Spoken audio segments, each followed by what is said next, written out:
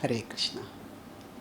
Today we'll discuss about the HIV scourge and spiritual insights on it.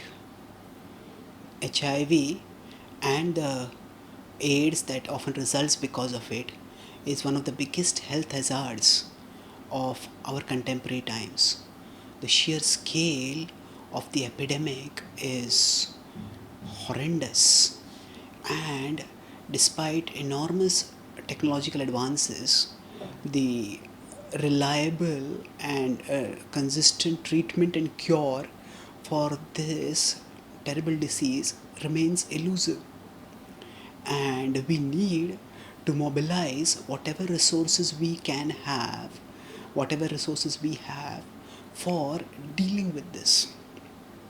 So today I will talk about how the spiritual wisdom, specifically the spiritual wisdom from the Bhagavad Gita and the broad Gita wisdom tradition, can offer insights in dealing with this terrible health menace.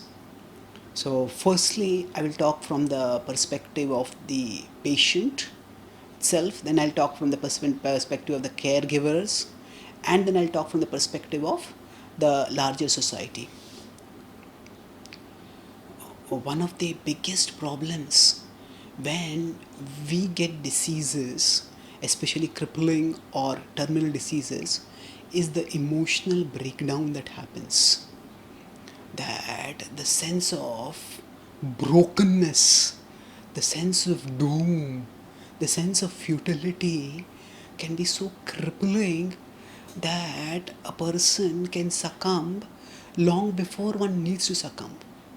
Many surveys have shown how the biological immunity also is related with the psychological determination.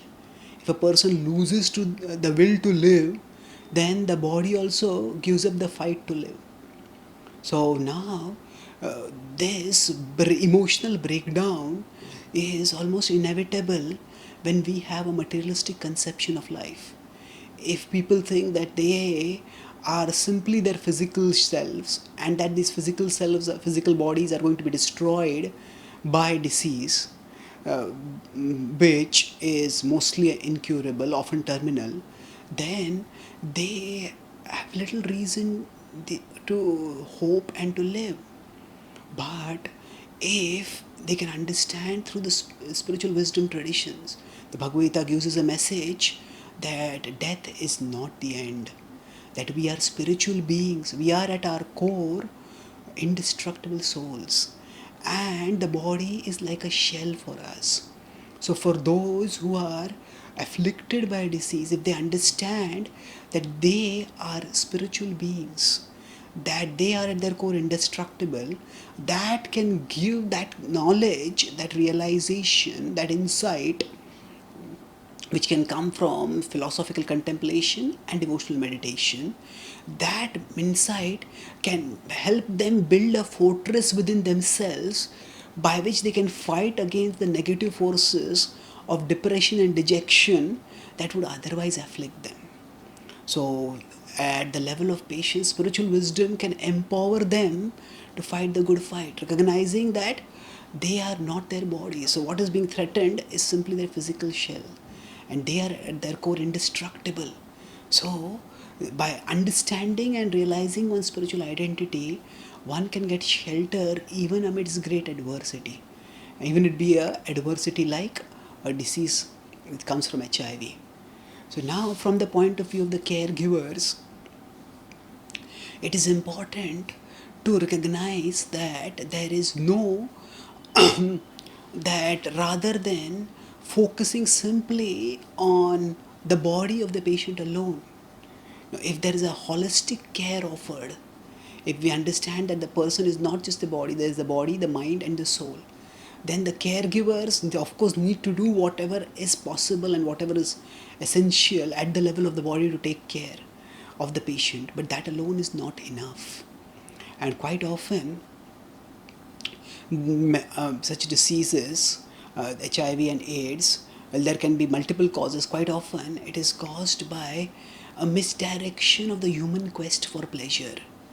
When we forget our spiritual identity, then we know of no pleasure other than bodily pleasures. And then the quest for pleasure often makes people reckless, and they court danger and disaster by indulging in behaviors which court diseases and the distresses and the devastation that comes thereof. So, by helping people to experience spiritual happiness through meditation, through prayer, through connection with God, the human longing for happiness can be redirected towards the spiritual realm. And in this way, the uh, the the at the basic level, the unregulated behavior that causes such problems can be checked. Now, the spiritualization of the human urge for happiness, which some people refer to as sublimation, that is known to be a great aid in treating various kinds of diseases and disorders. The Oxford the Oxford University Press has published a classic book called The Handbook of Religion and Health, and there it is said that on an average, believers live 11 years longer than non believers. And not only do they live longer, but they live better. They suffer, in youth, they suffer from less addictions, less self defeating behavioral patterns, bad habits, and even in old age, they have a greater sense of well being and life satisfaction. So the point is that if caregivers had in their arsenal a weapon that could substantially help patients, then they should not neglect it.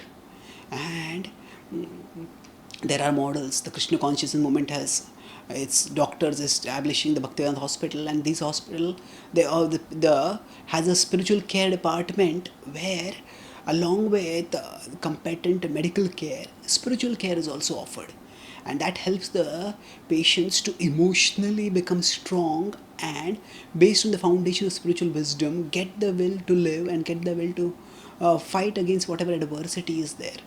And not only that, it also helps them, if the disease is incurable, to face the end with dignity.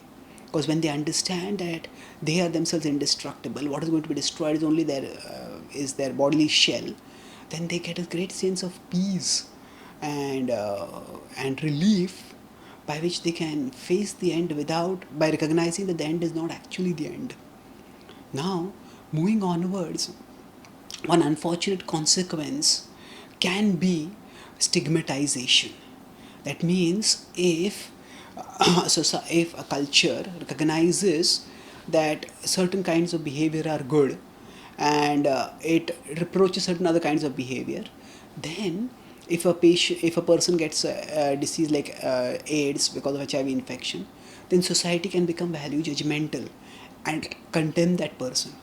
But this sort of value judgmentality is a misunderstanding of the purpose of spiritual wisdom. The purpose is not our religious standards, our religious convictions, and ultimately God. God is not meant to become a bridge. God is not meant to become a wall that divides us. God is meant to become a bridge that connects and elevates us. So, if someone is, for whatever reason, even if it be the reason of having loose moral standards according to certain religious traditions, if whatever be the reason a person has succumbed to a disease and is now suffering, the point of human compassion, even basic human compassion, what to speak of spiritual compassion, based on understanding of life's spiritual side, the understanding is that we are meant to help others. We are meant to assist others. If someone is in need, someone is in grief, then we show our spirituality by offering relief to that person. We don't show our spirituality by passing judgment on that person. So, where there is within the broader culture sometimes this misunderstanding and stigmatization, then spiritual organizations can help in correcting that stigmatization by recognizing that, and by teaching, and not by recognizing and teaching this message of compassion, not of condemnation. Condemnation is a perversion of the purpose of spirituality.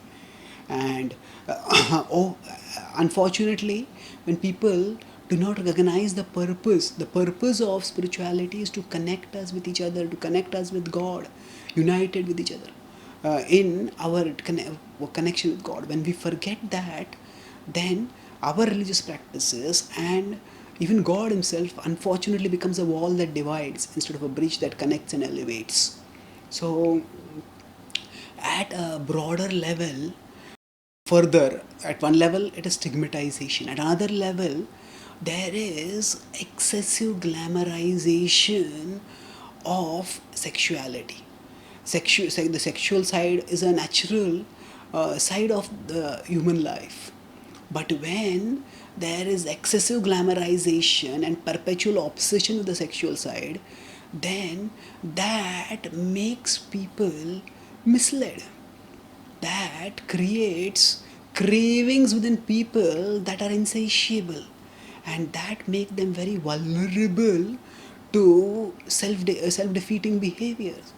So we as a broader culture also need to take care that we don't uh, provoke people uh, uh, provoke people, and we don't have unnecessary imagery in the culture that provokes people, because the point is that we as a society cannot have it both ways.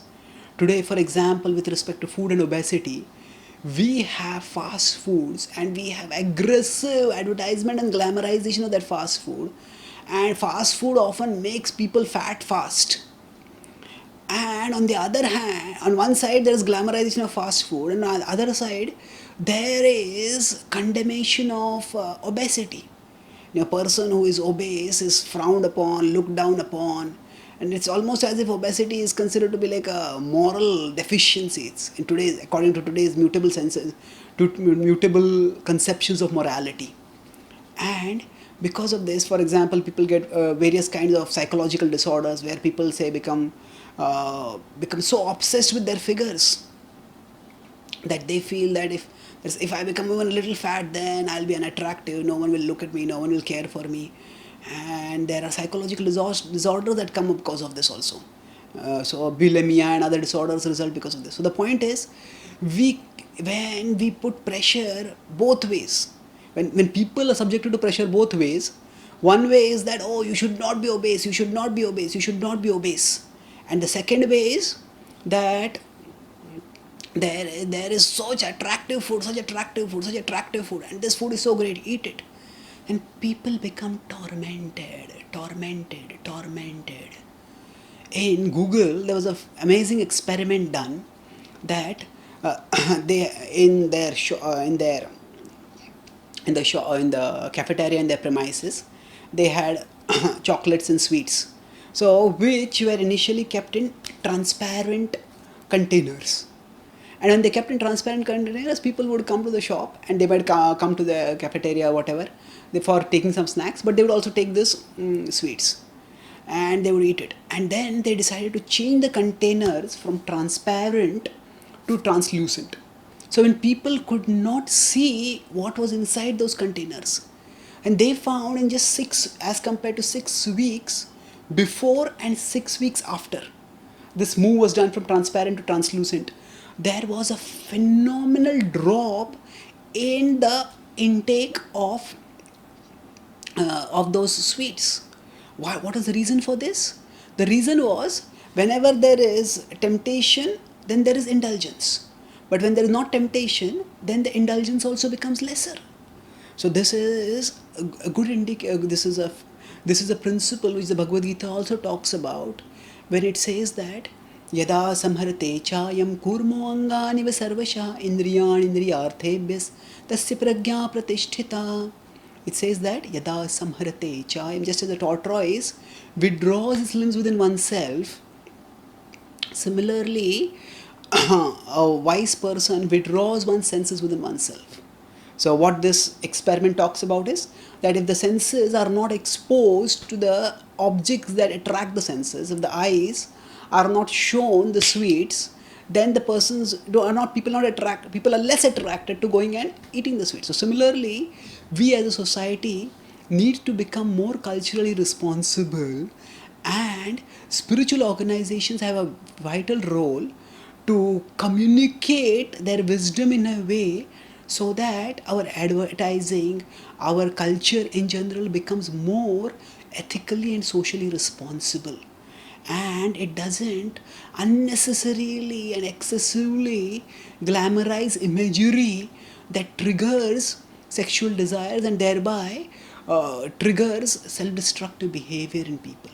So spirituality can in this way offer spiritual strength to the care receiver, spiritual strength to the caregiver, the removal of stigmatization for the broader community, and the countering of unnecessarily provocative depictions in the broader culture.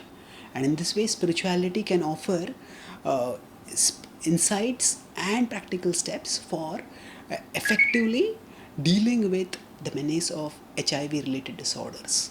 Thank you. Hare Krishna.